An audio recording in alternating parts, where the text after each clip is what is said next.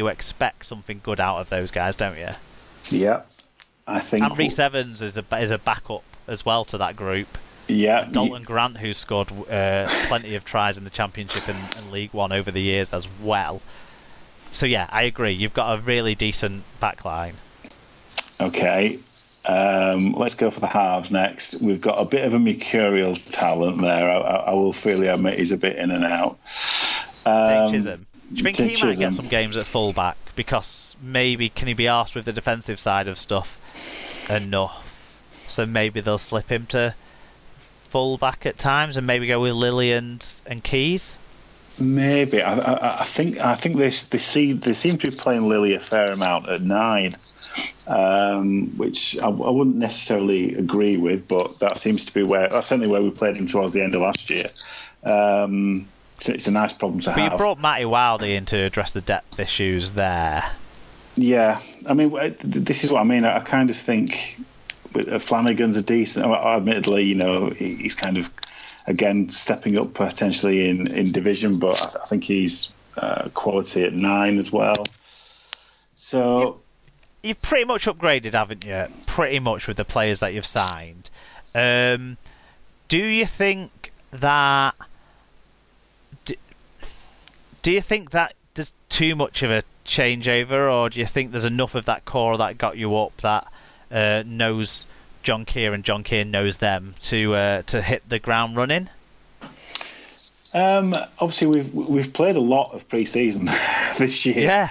Yeah, I think we've played more games than pretty much any other team. Certainly, kind of getting up there. I think we played six games, including Boxing Day. It might even be 7 thinking about it. So and obviously we've been mixing and matching a bit there, so no one's played all of those games. But the signs are that we're, even in pre-season, we're competing against and beating teams that you'd expect us to kind of be around and about next year. So I think the signs are good that we're moulding quite a competitive team, and fairly nice start to the season as well. When you look at it, arguably your tougher games in the first 6 all come at home. Featherstone, who there's question marks over, we're probably going to talk about them fairly soon. York and Toulouse, they're all home games, and Swinton, Sheffield, and Batley are 3 away games in that first 6. So you would expect maybe at least 5 wins out of those. Yeah, 6. I'm looking 5 out of 6 out of those. Yeah. And you're getting off to a good start. As you said, Widnes might not get off to a good start. Do you know what? I've got the Bulls finishing 3rd. You've convinced me. I've got him higher than you've got them. There you go. Job done. We can finish now. You're not going up though. No, I mean, in my wildest of dreams, I don't see us going up. I mean, I kind of. Part of me thinks that it'd be quite nice just to try to give Toronto a bit of a scare in the £1 million game, but whether we're kind of quite there yet, I'm not sure. It might be a year too early. Okay. So yeah, and finishing off the playoffs. Go on. Let's just sort of frame this a little bit, because Featherstone have had a lot of changes and, have always kind of been the closest to full-time at the part-time clubs. Lee have stepped back into being a part-time club, and Halifax have probably been the standard bearer of the part-time clubs, being the one part-time club that made it into the qualifiers last year. So, I'm guessing your number 5 comes from those 3 teams. I think this is going to be a really interesting little chat around those 3 teams. So which one have you gone for? Okay, so I've gone for Halifax finishing 5th, purely based on stability. They, traditionally, obviously Lee have had their issues, but Halifax and Featherstone, you haven't been able to separate them by much over the last 3 or 4 seasons. I just see them squeaking into 5th on the basis of consistency and lack of turnover in players. To be honest. Yeah, they've not lost many key players, have they? Heaton and Tangata are the only 2, really. And do you know what they have got at Fax? I think is the back 3 at Fax is pretty good. QLT, Sean Robinson, who is a very good winger at the Championship level. I think probably a little bit underappreciated how good he is. He's left Fev and gone to Fact. And Will Sharp as well. Then Points Machine, Steve Tyra, Old Man Scott Morrell. There is some consistency there. Where I think Facts fall down for me is maybe the forward pack. A lot of their forwards are quite young. They've got Grady and Grix with a lot of experience, but their squad depth comes down to youngish players that they've brought in, like Liam Cooper, who they brought in from St Helens.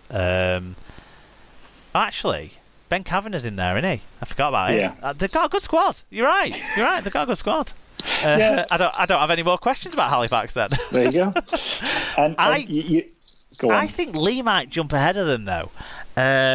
Lee's biggest worry though is their first 4 games. To lose Halifax, Featherstone, Toronto is pretty tough. But Halifax have got Widnes, Lee, Batley not as tough, and Featherstone. So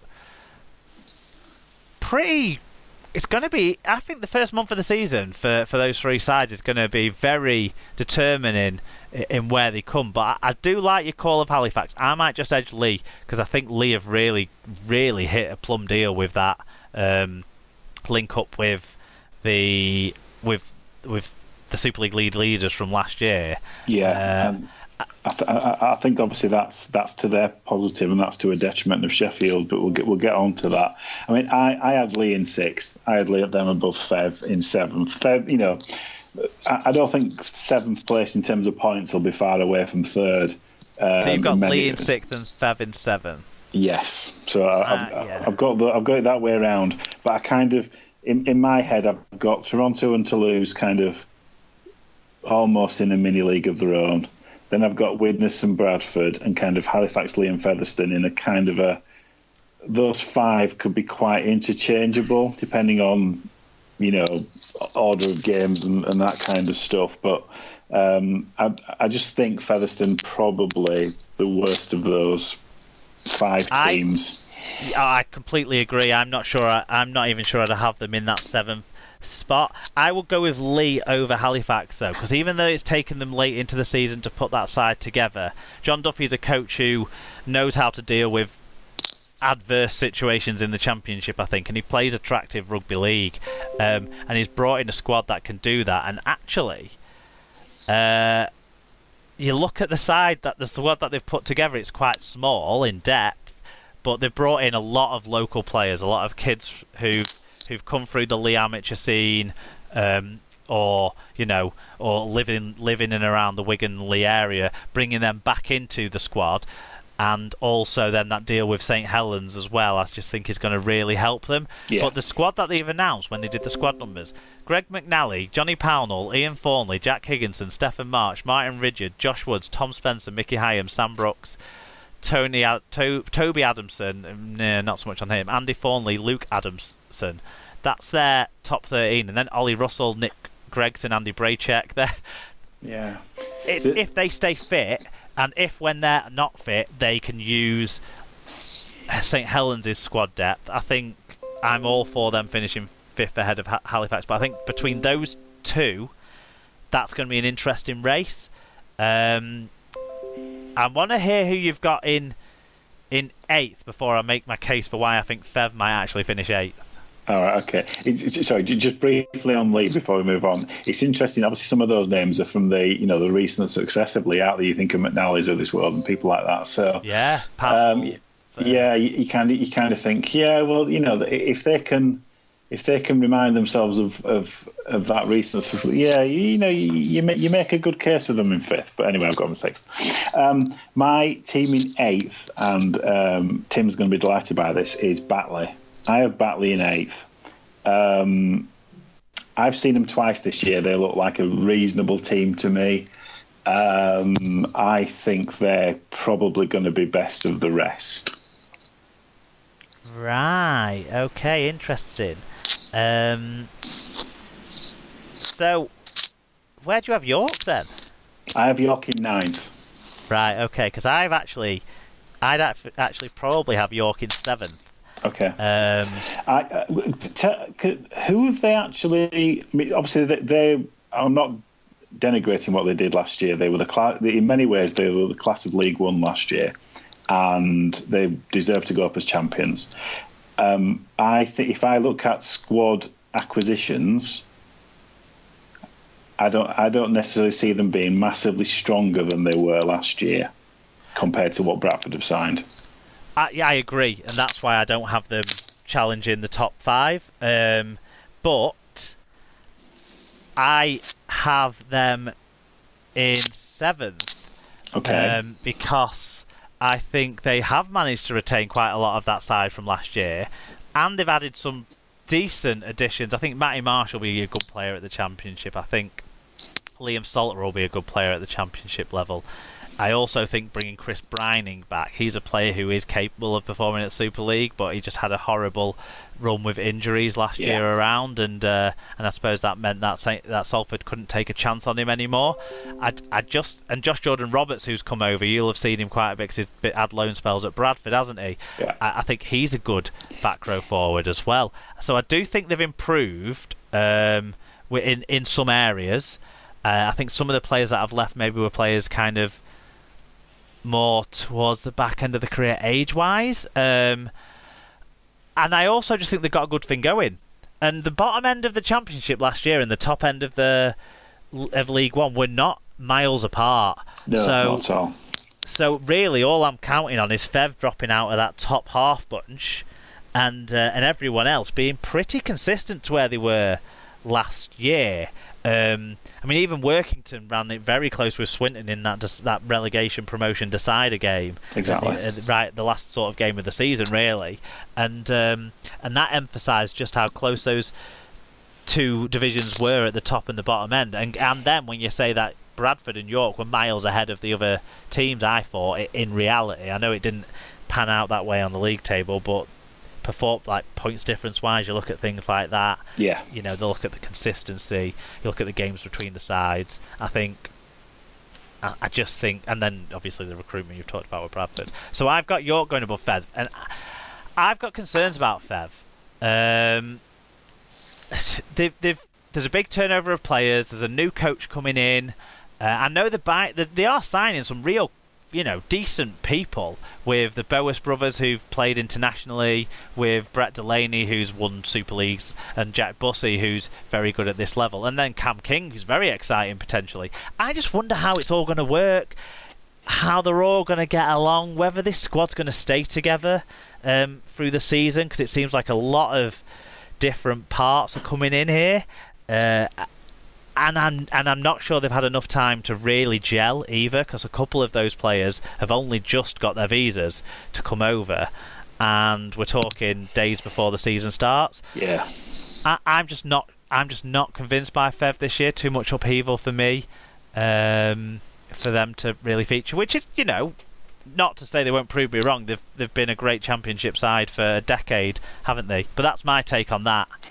Yeah, I mean, just one thing about York, obviously they're due to move to their new stadium this middle of the year, is that right? I presume that's still on track to do. That's right. I believe the first game that they're planning on having there is, I think, the game... Oh no, it's not that. It's not the one I was thinking it was, because Bradford comes in July. It's not that late, is it? That they're planning on opening. I thought it was the Bradford game, but so that's right near the end of the season. They only have a couple of home games at the new stadium. It was definitely summer, but yeah, I mean, it'd be interesting to see whether that has any impact on in terms of settling in period. If it is, but I suppose if it's later on, its impact might be a bit, might not be as big as you might think. But yeah, you're making a good case for York being a bit higher and Featherstone being a bit lower.